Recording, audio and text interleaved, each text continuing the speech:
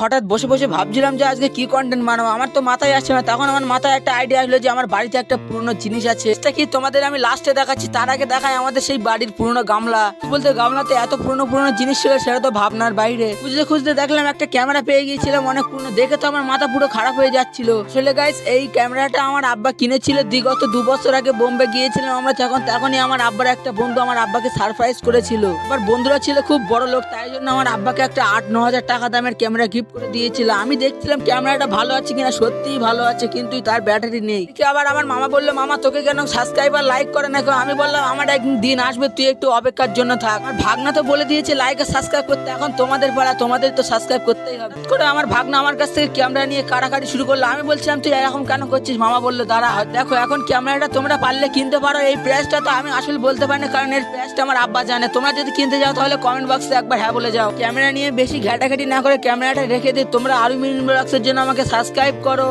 By.